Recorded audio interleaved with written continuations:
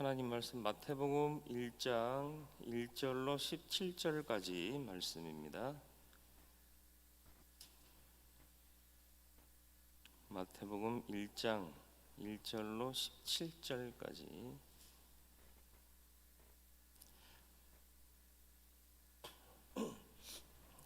한 절씩 교독하고 17절 같이 읽습니다. 아브라함과 다윗의 자손 예수 그리스도의 계보라.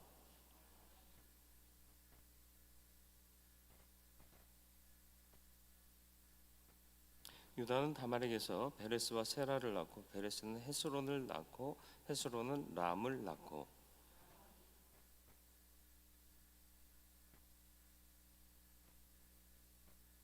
살몬은 라합에게서 보아스를 낳고 보아스는 루색에서 오벳을 낳고 오벳은 이새를 낳고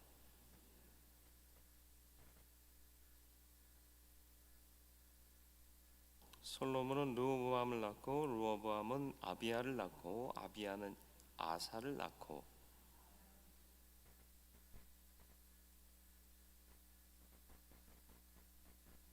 우시아는 요담을 낳고 요담은 아하스를 낳고 아하스는 히스기야를 낳고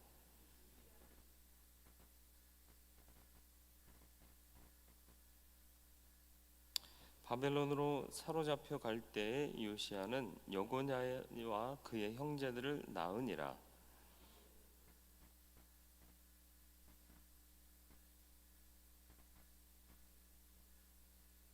스룹바벨은 아비옷을 낳고 아비옷은 엘리야김을 낳고 엘리야김은 아소르를 낳고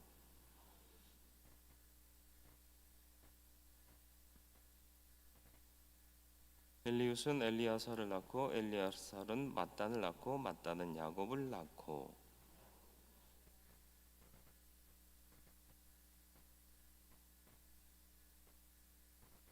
그런즉 모든 대수가 아브라함부터 다윗까지 14대요 다윗부터 바벨론으로 사로잡혀 갈 때까지 14대요 바벨론으로 사로잡혀 간 후부터 그리스도까지 14대더라. 아멘. 아브라함과 다윗의 자손 예수 그리스도의 계보라 그랬습니다. 신약 시대의 개막에 대한 선언이죠. 그리스도 출생에 대한 기록인 동시에 그리스도의 탄생과 생애가 하나님의 언약의 기초에 있음을 보여줍니다. 아브라함과 다윗의 자손이라는 말이 구약에서 계속 약속되었던 메시아를 호칭하는 그리고 메시아가 어떻게 오실 것인가에 대해서 설명했던 내용을 갖고 있는 겁니다. 그리스도의 탄생은 모든 족속이 너로 인하여 복을 얻을 것이다 하는 창세기 12장 3절의 말씀, 그 언약의 말씀에 근거한 것이고 또 이사야 9장 6절에 한 아기가 나서 다윗의 위에 앉아 공평과 정의로 세상을 심판하실 것이다. 다윗의 왕권을 계승할 메시아라는 것을 아브라함과 다윗의 자손이라는 표현 안에 담고 있는 겁니다. 그러니까 이 계보가 그냥 단순히 쓰여진 것도 아니고 뭐 알지도 못할 이름을 이렇게 많이 썼나? 이 모든 사람을 지나서 약속하신 메시아가 이렇게 오셨다라는 것을 확증하는 내용이다라는 것입니다. 아브라함부터 예수까지는 42대로 기록되어 있고요. 누가복음의 족보와는 좀 차이가 있습니다. 누가복음 마리아 가계를 중심으로 기록되어 있고요. 마태복음은 요셉 중심으로 기록이 되어 있습니다. 오늘 읽은 이 부분은 신약과 구약의 연속성, 연결성과 또 점진적인 진보를 보여줍니다. 구약 성경이 장차 오실 메시아에 대한 소망과 믿음을 소개하고 있는데 반해 오늘 이 족보는 이미 오신 메시아를 통해 구원과 복을 소개하고 있는 것입니다. 또 하나님의 역사 속에서 자신의 뜻을 이루시기 위해 다양한 사람을 사용하셨음을 이 족보를 통해 보여줍니다. 명예로운 사람도 있었지만 좀 불명예스러운 인생을 산 사람도 기록되어 있고요. 이방인도 기록되어 있고, 아브라함, 다윗, 야곱 같은 사람들은 신앙이 견고하여 가히 영웅적인 삶을 살았다 표현할 수도 있습니다. 그런데 다말이나 라합이나 우리아의 아내는 이방인이며 또 부도덕한 행위를 한 경우가 있는 거죠.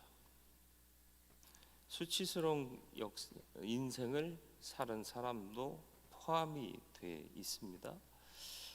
또 나오는 사람 중에는 헤스론이나 람, 나손 이런 사람은 어떤 사람인지 잘 몰라요. 그냥 평범한 사람이에요. 반면 또 아비야나 므낫세는 사악한 삶을 살았던 사람이고요. 예수의 족보에 미화된 일이 없는 거예요. 좋은 것만 남기려고 하잖아요. 그런데 모든 사실을 있는 그대로 보여주고 있는 거죠. 왜? 하나님은 악을 선으로도 바꾸시고 또 모든 악한 것들 중에서도 선한 것들을 이루시는 하나님이시라는 것을 보여주시기 위함이다라는 거죠. 물론 선을 근거로 선을 이룰 수도 있으시지만 악을 사용하셔서 선을 이루는 도구로 만드실 수도 있는 분이 하나님이시라는 것을 보여주는 거예요.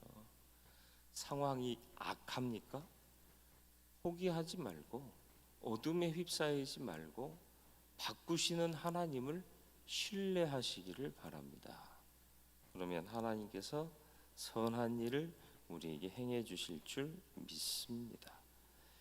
17절 모든 대수가 여기서 여기까지 14대 일기는 뭐예요? 아브라함부터 다윗까지 무슨 의미가 담겨 있죠? 하나님의 복과 약속을 이루어 가시는 내용이죠. 약속하시고 복을 주시고 또 바벨론 포로 생활이 두 번째인데 약속의 성취가 이루어지는 때다 이렇게 보시면 되고요.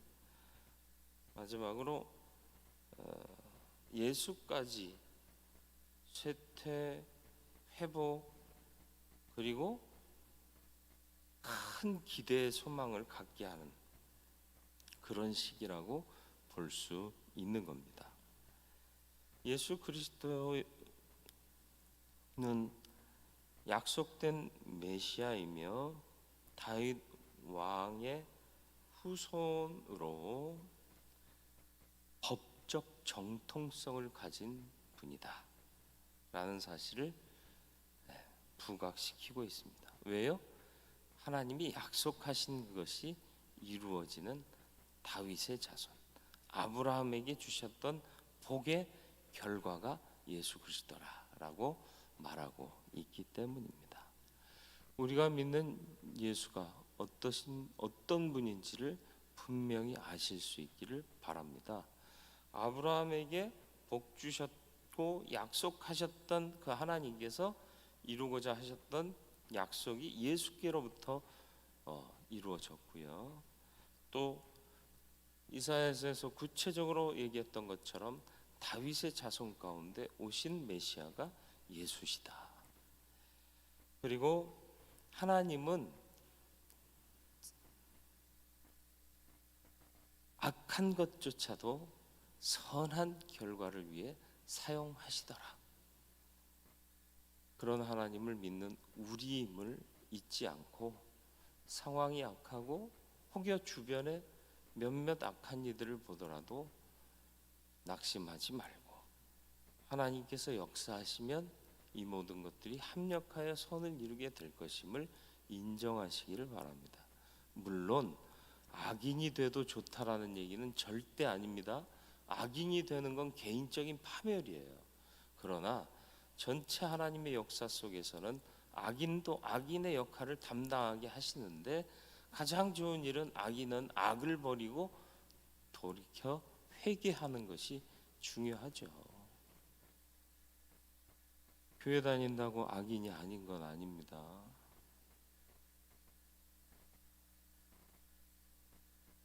회개해야 할 부분 회개하지 않고 정당화하고 합리화한다면 악인이 될 수밖에 없는 거죠. 저와 여러분들이 하나님을 온전히 믿는 믿음의 사람이 되기를 주님의 이름으로 축원을 드립니다. 예수는 하나님이 약속하신 언약, 복, 온전히 이루신 메시아이십니다. 합력하여 선을 이루시는 하나님의 역사를 기억하시고 약속하신 것은 반드시 이루시는 하나님이신 것을 믿으며 오늘의 상황을 넉넉히 이기고 내 인생을 주와 동행하며 바른 믿음 안에서 갈 수 있는 믿음의 사람들 되시기를 주님의 이름으로 축원을 드립니다. 거룩하고 자비로우신 아버지 하나님, 예수 그리스도의 계보를 통하여 우리가 깨달아야 할 것을 말씀해 주심을 감사드립니다. 복, 은혜, 또 구원의 귀한 은총, 약속하신 대로 이루시는 하나님이신 것을 잊지 말게 하여 주옵소서. 믿는 자에게 주시는 모든 약속 반드시 구원하시고 건지실 것임을 우리는 흔들리지 않는 믿음으로 공고히 믿고 나아가야겠습니다. 악한 것조차도 선을 위해 사용하시는 하나님, 현재 악한 상황이나 혹여 악인들에 의해서 낙심하지 말게 하시고 하나님이 이를 사용하시면 선한 열매가 맺어지는 날이 올 것임을 기억하면서 권능의 하나님을 순전하게 믿게 하여 주옵소서. 그러나 악인은 되지 말게 하시고 혹여 악한 것이 있다면 회개하며 주와 동행하는 삶을 살게 하여 주시옵소서. 온전한 은혜를 얻기 소원하고 주와 동행하기를 소원하고 믿음 흔들리지 않기를 소원하오며 예수 그리스도의 이름으로 기도드리옵나이다. 아멘.